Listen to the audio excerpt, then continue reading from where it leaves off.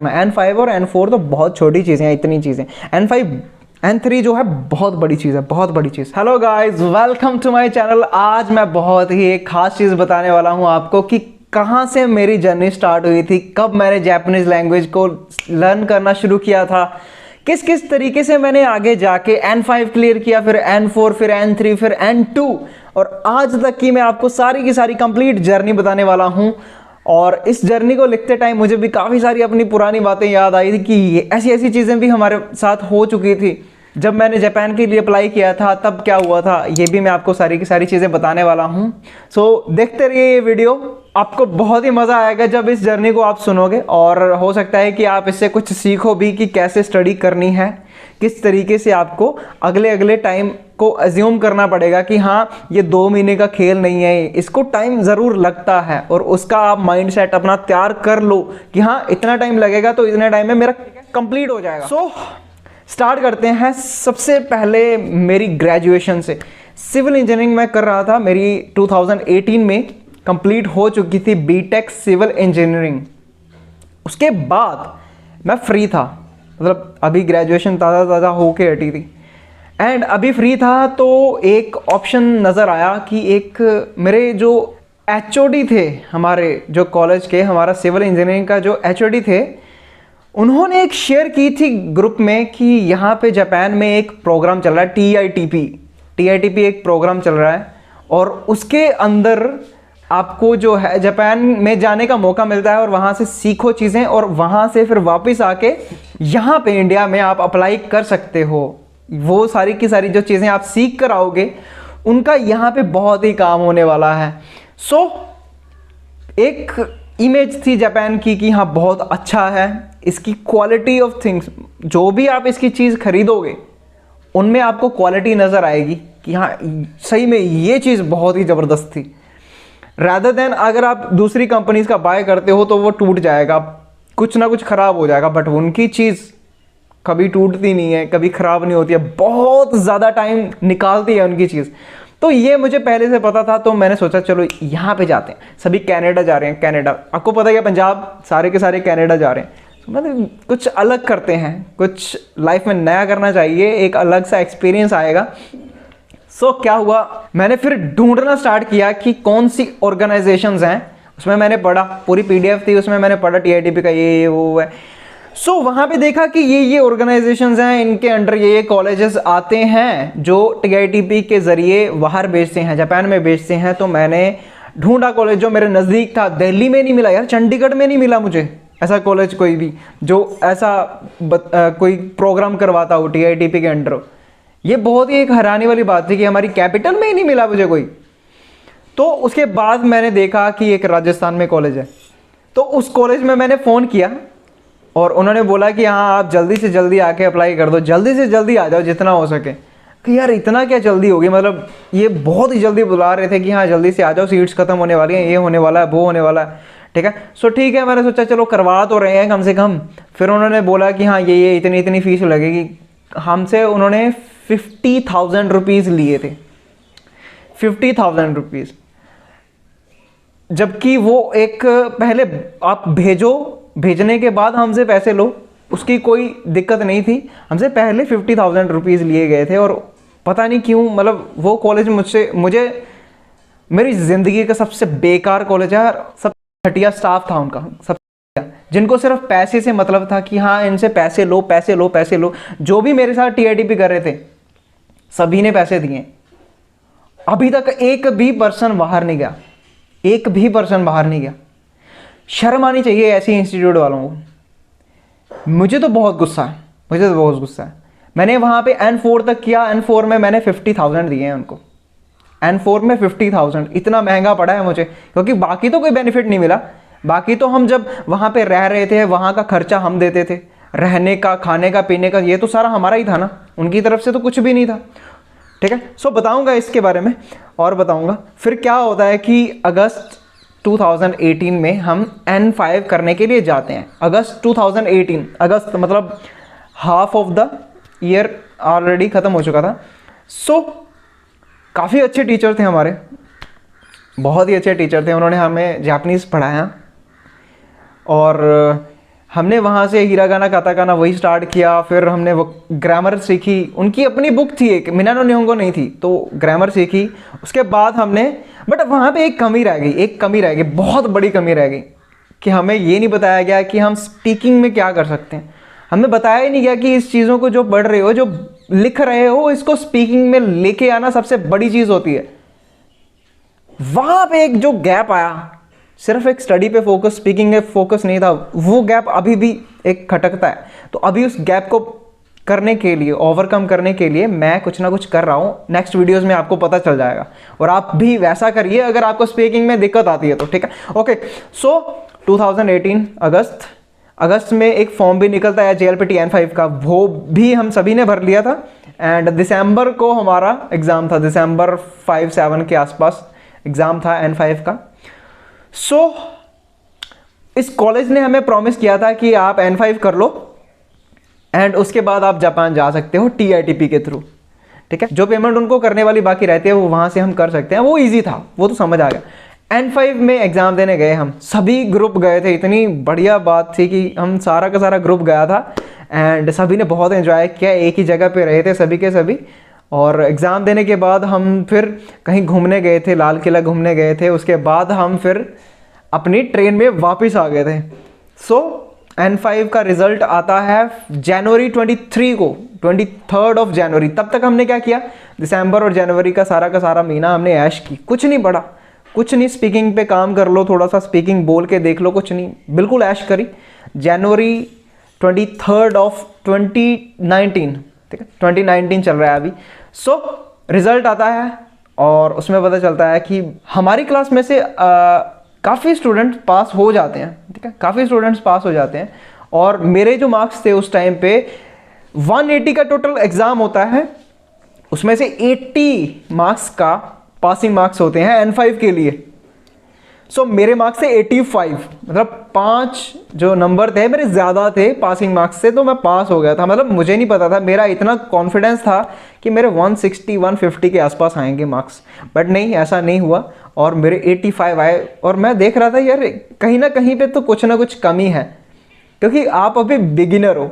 Beginner अगर इतने number लेके आना चाहता है तो उसको काफ़ी ज़्यादा एक्सपीरियंस चाहिए, जो कि स्टार्टिंग में थोड़ा दिक्कत होती है। N5 में थोड़ा सा दिक्कत होती है, एक लेवल होता है जब आप फ्रेश होते हो उस लैंग्वेज में, उसको जंप करना थोड़ा सा मुश्किल होता है। चलो पास हो गए, मेरे साथ वाले सारे के सारे फेल थे, मतलब काफ़ी पास भी थे, बट मेरे साथ रहने वाले भी फेल थे। तो उन्होंने भी फिर आगे जाके काफ़ी मेहनत की, फिर पास भी किया उन लोगों ने। और उसके बाद क्या होता है कि हम N5 तो क्लियर कर चुके थे, कॉलेज की तरफ से कोई रिस्पॉन्स नहीं। वो बोल रहे हैं कि N4 भी कर लो, क्योंकि N4 अगर कर लोगे तो ज़्यादा फायदा। ठीक है यार, हम कर लेते हैं। N4 का फॉर्म भरा, फॉर्म सभी ने भरा। एंड जो जून 2019 में N4 का एग्ज़ाम होना था उसको हम देने के लिए गए थे, ठीक है। सो वो एग्ज़ाम भी हो जाता है, फिर भी सारे के सारे जाते हैं, सारे कॉलेज वाले जाते हैं, हम अपने ग्रुप वाले हम अपना अलग जाते हैं। सो वहाँ पे हमारा एग्ज़ाम होता है और उस एग्ज़ाम में बहुत ही बढ़िया बात होती है। मुझे पता चल चुका था इस टाइम पे कि एक चीज़ करने के साथ हम अच्छे मार्क्स नहीं ला पाएंगे, अच्छी तरीके से पास नहीं हो पाएंगे।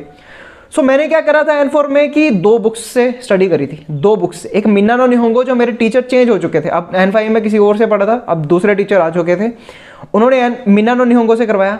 दूसरी बुक मेरे दूसरे जो पुराने टीचर थे उनकी बुक थी एक, वो बुक मैंने एज ए रेफरेंस यूज़ करी। पहले मिना नो निहोंगो हमने कंप्लीट करी सारी की सारी, सर ने करवा दी। उसके बाद मैंने चेक किया कि इस बुक में जो मैंने पढ़ा है वो मुझे कितना आता है, मैं दूसरी बुक में चेक करूँगा।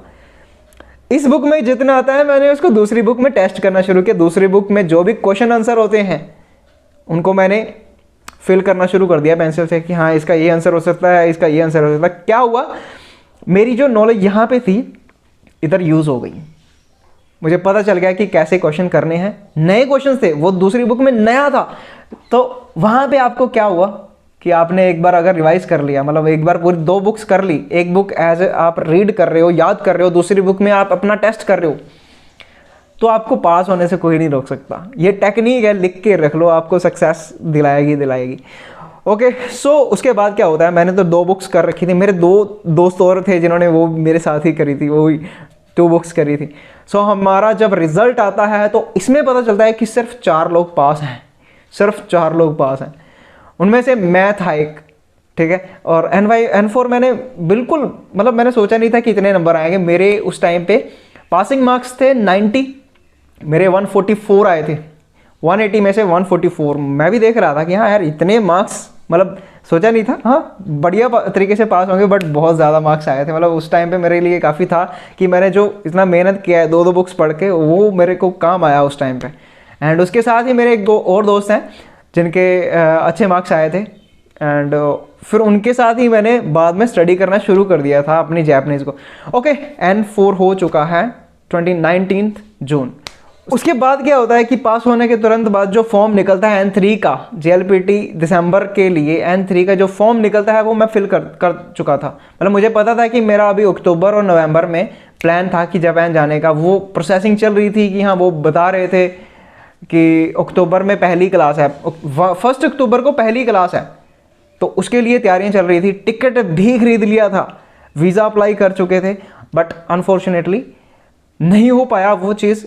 वहाँ पे मैं नहीं जा पाया था क्योंकि वीज़ा कैंसिल हो चुका था। और वीज़ा क्यों कैंसिल हुआ था ये भी हमें कुछ नहीं पता है, रीज़न नहीं पता है। उस कॉलेज की वजह से ही हुआ होगा। मतलब मैं तो उसको ब्लेम करता हूँ कि वो सबसे घटिया कॉलेज था, जिन्होंने हमारी कुछ भी हेल्प नहीं की। ऊपर से जब हमने उनको बताया ना कि ये क्या हो गया आप देखो, फिर बोलने लगे कि आपको तो ध्यान देना चाहिए था, जबकि सारा का सारा उनका काम था। उन्होंने बोला था कि सारा काम हम करेंगे, सारा अप्लाई हम करेंगे और आपको कुछ नहीं करना चाहिए, कुछ नहीं करना पड़ेगा, ठीक है। ऐसे ऐसे लोग हैं जो बाद में आपके ऊपर ही ब्लेम डाल देते हैं कि आपकी ही गलती है। कुछ सपोर्ट नहीं था उस कॉलेज में, सबसे बेकार कॉलेज मानता हूँ अपनी ज़िंदगी का। उसके बाद क्या होता है, चलो अक्टूबर को फ्लाइट थी, तो फिर उसके बाद पता चल गया था कि वीज़ा कैंसिल हो चुका है, मतलब कुछ नहीं होने वाला। सो अक्टूबर के बाद जो वो टाइम होता है उसके बीच में मेरा दिसंबर का एग्ज़ाम आ रहा था, ठीक है, 2019 वाला दिसंबर का एग्ज़ाम। सो उस टाइम पे अक्टूबर मंथ कैसे चला गया पता नहीं चला, काफ़ी सारी बातें हो रही थी। फिर नवंबर आता है, 5 नवंबर को मैंने उनको कॉल किया। मेरे जो दोस्त थे जिन्होंने मेरे साथ N4 तक पढ़ रखा था वो भी वहीं पे थे, मैं घर पे था। सो मैंने उनको बोला कि भाई हमारे पास अभी टाइम है, सिर्फ 25 डेज़ है मेरे पास, 25 डेज़ N3 का एग्ज़ाम देने के लिए, N3 तक पहुंचने के लिए। N3 का जो एग्ज़ाम होना था वो दिसंबर 5 के आसपास था, एंड मेरे पास अभी 25 डेज़ थे गिनती के जिनमें मैं स्टडी कर सकता था। मैंने कुछ नहीं पढ़ा था N3 का, वोकैबुलरी, कांजी, ग्रामर कुछ नहीं पढ़ा था। मैंने क्या किया, उनको फ़ोन लगाया, करते हैं स्टडी। हर रोज़ 2 घंटे स्टार्ट किया हमने साथ में पढ़ना। क्या किया हमने, एक ग्रामर कंप्लीट की, हमने वोकैबुलरी कंप्लीट की, एंड हमने बाकी सारे के जो कांजी वगैरह थी वो भी कंप्लीट की। और सिर्फ 18 डेज़ में हमने सिलेबस कंप्लीट कर दिया।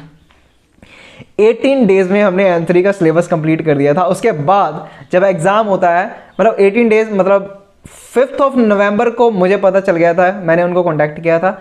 25 नवंबर को हमने सारा सिलेबस कंप्लीट करके साइड में रख दिया था। अब सेल्फ स्टडी चल रही थी कि याद करना है, वो याद करना, याद करते रहे। फिर टाइम आता है हमारे पास कि मेरा एग्ज़ाम आ जाता है, तो मैं एग्ज़ाम देने जाता हूँ और वहाँ पे एग्ज़ाम देते हैं। और वहीं पे एक और दोस्त बनते हैं मेरे, तनिष्का सान, जो अभी भी मेरे दोस्त हैं। तो वो भी जा रहे थे कॉलेज में, और मुझसे वो पूछ रहे थे कि हाँ ये वाला कॉलेज, रामजस कॉलेज कहाँ पे है। तो मैंने उनको बताया कि मैं भी वहीं पे जा रहा हूँ, तो चलिए। फिर वो भी वही N3 का टेस्ट देने आए थे, मैं भी। हमने बहुत सारी बातें की, मतलब बहुत ही बढ़िया तरीके से बातें करी। वो भी नारुतो के फ़ैन हैं और मैं भी नारुतो का फ़ैन। मैंने उनको बताया कि नारुतो देखो बहुत ही ज़्यादा अच्छे एनीमे, हम बहुत ही हंस रहे थे, मजाक कर रहे थे एग्ज़ाम से पहले। और एक बात, एग्ज़ाम से पहले आप कभी पढ़ो मत, कभी मत पढ़ो, जितना हो सके ऐश करो। मैं तो सॉन्ग्स लगा लेता हूँ, किसी के ऊपर ध्यान नहीं होता, सबको देख रहा होता हूँ मैं यार, जो वो वहाँ पे पढ़ रहा है वो बुक खोल के ऐसे खड़े हुए हैं। हमें कोई टेंशन नहीं है क्योंकि हमने पहले से जितनी स्टडी करनी थी, जितनी तैयारी करनी थी वो कर ली है, ठीक है। सो उसके बाद एग्ज़ाम होता है, तो एग्ज़ाम करने के बाद ठीक ठाक होता है, मतलब लिसनिंग में तो पता ही नहीं चल रहा है कि क्या हो रहा है। एक पोर्शन ऐसा होता है एग्ज़ाम में जो थोड़ा सा हार्ड आ जाता है कभी कभी, ठीक है। तो हो सकता है कि आपका रीडिंग, वोकैबुलरी और लिसनिंग में, इन तीनों में कुछ ना कुछ एक पोर्शन जो हार्ड आ जाए थोड़ा सा, कभी कभी वो जानबूझकर ऐसा डाल देते हैं। सो एग्ज़ाम होने के बाद मैं फिर से उनसे मिला था, ठीक है। सो फिर हम जा रहे थे वापस, तो कैलकुलेट कर रहा था मैं, मुझे पता था कैलकुलेशन करनी कैसी है कि इसमें इतने मार्क्स आ जाएंगे, इसमें इतने मार्क्स आ जाएंगे, मुझे पता है मार्किंग सिस्टम कैसे काम करता है। सो मैंने उनको बता दिया कि 90, 100 के आसपास और 110 के आसपास, 110 के आसपास हमारे नंबर्स आ सकते हैं, मतलब चांसेस हैं अगर ठीक ठाक हुआ हो तो, ठीक है। सो उसके बाद हमने रिज़ल्ट आता है हमारा जनवरी 20 के आसपास, जनवरी 20 के आसपास रिजल्ट आता है। एंड मुझे पता चल चुका था कि हाँ इतना अच्छा एग्जाम हुआ तो नहीं है N3 का, तो मैंने क्या किया, दिसंबर से ही अपना स्टडी करना शुरू कर दिया था अच्छे तरीके से। फिर मैंने वही, हमारा सिलेबस तो कंप्लीट हो चुका था, रिवाइज किया, ग्रामर, वोकेबलरी, कांजी, दोक्काई, इंपॉर्टेंट पॉइंट, दोक्काई को मैंने बहुत पढ़ा, बहुत ज़्यादा पढ़ा, ठीक है। सो उस टाइम पे जब रिजल्ट आता है जनवरी में 20 के आसपास, तो पता चलता है कि मेरा जो है वो क्लियर नहीं हुआ है, मतलब मैं फेल था। क्यों फेल था? क्योंकि हमारे पास टाइम ही नहीं था इतना। 25 डेज़ में मैंने सारा का सारा तैयारी करी थी। उसके बाद क्या होता है कि मुझे पता चलता है मेरे नंबर कितने, नंबर आए थे 93, जबकि 95 वाला पास होता है। 93 नंबर, 2 नंबर से रह गया था, और मैं सोच रहा था यार अगर फेल होना था तो थोड़ा ज़्यादा कम नहीं आ जाते, हम मतलब पास होने ही वाले थे। और फिर मैंने अपने वो दोस्त जो मुझे N3 करते हुए रास्ते में मिले थे, उनसे भी पूछा मैंने, आपके कितने मार्क्स? सेम नंबर, उनके भी सेम नंबर। मतलब हम हंस रहे थे यार ये क्या चल रहा है, मतलब हमारे नंबर भी सेम ही आ रहे हैं मतलब। तो तब क्या हुआ कि ठीक है N3 का फिर से पढ़ना पड़ेगा, मतलब पढ़ी तो मैं रहा था, मैंने दिसंबर से ही स्टार्ट कर दिया था, जनवरी भी पढ़ा। फिर फरवरी का जो नेट टेस्ट होता है फरवरी का, वो फरवरी का था 20 के आसपास, 15-20 के आसपास एग्ज़ाम था। एंड उसकी तैयारी मेरी चल ही रही थी, मैंने दोक्काई तब तक तो काफ़ी कर लिया था, जब तक JLPT का रिजल्ट आता है तब तक तो मैंने काफ़ी तैयारी कर ली थी। फिर हम नेट का टेस्ट देने के लिए गए, और तब जो नेट का टेस्ट होता था वो पुणे में होता था एंड चेन्नई में होता था, दिल्ली में नहीं होता था। सो तब सिर्फ 2 ही सेंटर थे।